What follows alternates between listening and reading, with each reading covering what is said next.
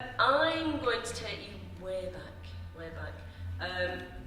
I don't know how many of you here are from the region and how many will know about the Peterloo Massacre, which happened very close to this site in 1819. So I'm going to take you back to one of the very earliest occupations and what the outcome of that was. It wasn't just arrests, it was something far more sinister and tragic. So on the 16th of August in 1819, a group of working people from all over, it wasn't called Greater Manchester then, but we know it as Greater Manchester then, all over Lancashire, which is what I absolutely prefer, dressed up. This was women, children and men. So this wasn't just a group of 19th century men dressed up in their Sunday best to get themselves ready for a peaceful demonstration. What were they demonstrating against? Well, at the time, following the end of the Napoleonic War, this country was suffering serious political and economic tensions. Only 2% of the country's population had the vote, and the working majority, the working class people, were vastly, or almost completely unrepresented. So a protest meeting was called on the 16th of August in 1819. Approximately 60,000 people gathered in the various towns around Manchester to walk. And they watched in peace and singing and feeling the wonderful comradeship that goes with that, to come into Manchester to gather for a peaceful protest in St Peter's Fields, which is, if the main doors of the Friends Meeting House were open again, when they are open again, it's just to the right, so just over here, just a few hundred yards away. So they wanted to voice their concerns about this lack of representation. And there were various speakers, including the famed orator Henry Hunt, and they were calling for universal suffrage. But what started as a peaceful demonstration turned into a fierce massacre, as local officials became concerned about the intent of the unarmed crowd and set about violently dispersing them.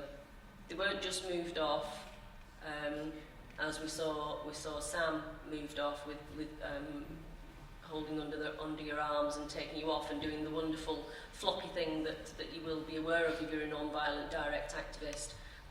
This was sabres. This was charging into the group of people, as I said, women, men, children, with sabres flashing. So I'm going to do a reading from an eyewitness account. One of the leaders, another Sam Bamford, who led the contingent from Middleton, which is a suburb of Manchester, well, it's its own town in its own right, marched in, and he was arrested as well. Now, his wife, Jemima, who had accompanied her husband, said, she wrote a very vivid account of her experiences on the field, St Peter's Field, and Jemima said, "By this time, Mr Hunt was on the hustings, addressing the people. In a minute or two, some soldiers came riding up. The good folks of the house and some who seemed to be visitors said, 'The soldiers were only come to keep order. They would not meddle with the people.' But I was alarmed. The people shouted, and then the soldiers shouted, waving their swords. Then they rode amongst the people, and there was a great outcry. And a moment after, a man passed without a hat and wiping the blood off his head with his hand, and it ran down his arm in a great stream. The meeting was all in a tumult. There were dreadful cries. The soldiers kept riding amongst the people and striking with their swords. I became faint, and turning from the door, I went unobserved down some steps into a cellared passage, and hoping to escape from the horrid noise and to be concealed, I crept into a vault and sat down, faint and terrified, on some firewood. The cries of the multitude outside still continued, and the people of the house upstairs kept bewailing most pitifully. They could see all the dreadful work through the window, and their exclamations were so distressing that I put my fingers in my ears to prevent my hearing more. and on removing them I understood that a young man had just been brought past wounded. The front door of the passage before mentioned soon after opened, and a number of men entered, carrying the body of a decent middle-aged woman who had been killed. Probably very In his own account, Sam Bamford, describes an anonymous young woman who fought back against the soldiery. A number of our people were driven to some timber which lay at the foot of the wall of the Quakers' meeting house. Being pressed by the yeomanry, a number sprang over the bolts and defended themselves with stones which they found there. It was not without difficulty, and after several were wounded, that they were driven out.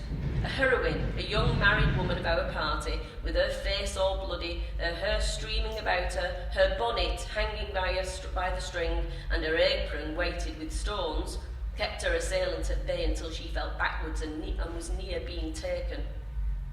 But she got away, covered with severe bruises. It was near this place, and about this time, that one of the yeomanry was dangerously wounded and unhorsed by a blow from the fragment of a brick, and it was supposed to have been flung by this woman. I wanted to read that because I wanted to show the very, very human side, as we've heard with what Sam said earlier, of occupation. And this was a peaceful occupation by people, and all they wanted was representation. And we can see how Occupy, this is part of the threads of Occupy that we were really keen to show, how occupying a space has been part of political make-up, peace movement, the peace movement and social justice movement, the social justice movement for many, many, many, many, many decades.